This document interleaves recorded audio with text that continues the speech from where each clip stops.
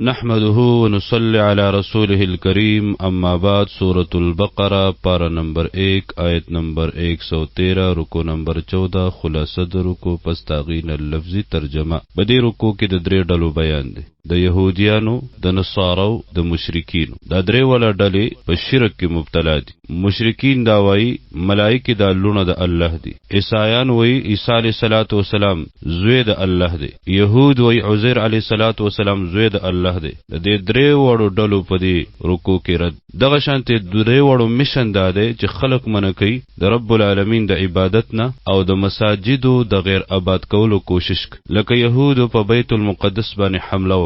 د عیسایانو یو لخر ابرهه په بیت الله شریف د حمله کوشش وکړ او مشرکینو رسول الله صلی الله علیه وسلم او صحابه کرام د بیت الله شریف د عبادت نه منع دغه شانتي مسلمانانو ته خوشخبری ده پیشنګوئی ده او رسول الله صلی الله علیه وسلم ته تسلی ده او امت ته تنبیه ده په دې رکو کې اعوذ بالله من الشیطان الرجیم بسم الله الرحمن الرحیم وقالت اليهود ويهود ليست النصارى ندي نصارى على شيء فسشيز باندې ندي په حق دین باندې وقالت النصارى وي نصارى ليست اليهود ندي يهوديان على شيء فسحق دين باندې وهم او حال داده چې دوی يتلون الكتاب لولي کتاب لرا تورات او انجیل لرا او هر یو کتاب د بل تصدیق کوي کذالک دارنگی قال الذين ويل هغه کسانو لا يعلمون چې نه پوهیږي مثل قولهم فمثل د وینا د دوی چې اهل کتاب ندي عام کافر دي د هغوی هم دغه خبره ده فالله يحكم بينهم فیصله وکړي الله په منځ د دوی کې یوم القیامت پورز د قیامت فیصله بسنګوي دغه مشرکین او کفار دا به جهنم تزي او اهل ایمان هغه به جنت تزي فيما په هغه سکی كانوا فيه يختلفون هغوی کې دوی اختلاف کوي ومن اظلم او سوک لوی ظالم دے ممن دا هغه چانا نشته د ظالم لوی منع مساجد الله چې منع کوي جماعتنا د الله ان یذکر دا چې را یاد کړل شي فیها په هغو کې اسمه نوم د الله د یو مسجد نه منع کول دا د ټولو مساجدو نه منع کول وسعى او کوشش کوي فی خرابها ورانولو د هغو کې دا په دو قسم باندې دي یو ظاهری لکه په شهادت باندې رسول او دویم باطنی لکه د رب العالمین عبادت بندگی په صحیح طریقه نه کول په هغه کې شرکیات کفریات کول او گناهونه کول اولئک دغه ناکار خلق ما کان لهم ندی مناسب دوی لرا ان يدخلوها چې ورننوزي جماعتونو ته الا خائفین مگر یره کونکی دی آیات مبارکه کې پیشنګوئی ده چې رب العالمین با مسلمانانو ته قوت ورکي طاقت به ورکي دا مساجد به د دوی د قبضین ازادي بیا دغه منافقین دا چې کرم دغه مساجد ته ورزي نو ډیر په یره کې به ورزي او علما نور توجیهات هم کړی دي لهم د دوی د پاره په دنیا کې خزیون رسوایی ده ولهم او د دوی د پاره په الاخرته په اخرت کې عذاب عظیم عذاب لوی ده ولله خاص الله لرا المشرق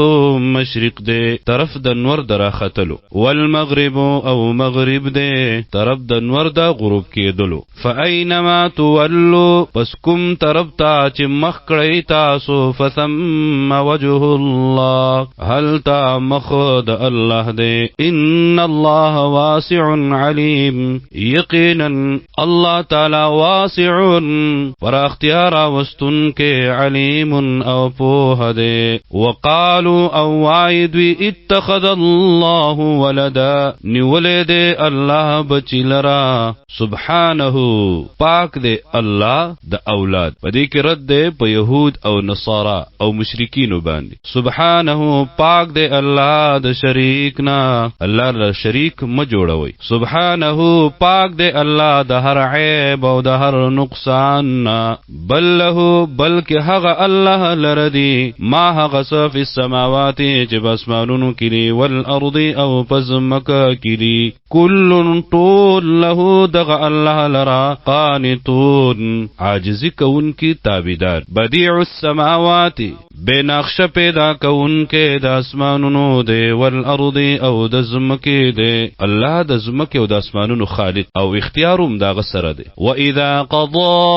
امرا کله چې فیصله وکړي د یو کار فإنما يقول له كن فيكون پس یقینا اوئی هغه کارتا کن موجود شا فیکون پس فورا موجود شي وقال الذين اوائها کسان لا يعلمون جن پوهیږي لولا يكلمنا الله ولي خبر نکوي زمون سرا الله مونږ ته دی الله وی چې دا زمون پیغمبر دی او بل معنا دادا چې ولی الله مونږ ته وحی نه راوړي چې تا ته وحی راځي وحی ولی مونږ ته نه راځي او تأتینا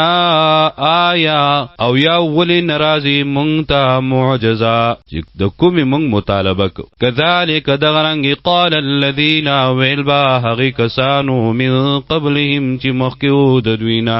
مثل قولهم پشان د خبرو د دوی تشابهت قلوبهم یو شانتی دی لونه د دوی په کفر کې اغویبا مطالبه کوله لکه صالح علیه السلام قوم د هغه نه مطالبه وک چې کله ورته رب العالمین معجزه ورکړه چې کومه هغه غوښتله ایمان رانوړ رب العالمین هغه هلاک دغه شانتی مشرکین د مکه د رسول الله صلی الله علیه وسلم نه د قسم معجزاتو مطالبه په وکړه او د رب العالمین طریقه دا ده چې کله یو قوم د یو پیغمبر نه معجزه وغواړي او معجزه میلاو شي بیا ایمان رانوړي نو رب العالمین هغه بیا هلاک کوي قد بیننا الآیات یقینا واضح بیانو من آیاتنا لقوم دپارا دهغه قوم یوقنون چې یقین کوي ان ارسلناکی تسلید رسول الله صلی الله علیه وسلم ان یقینا ارسلناک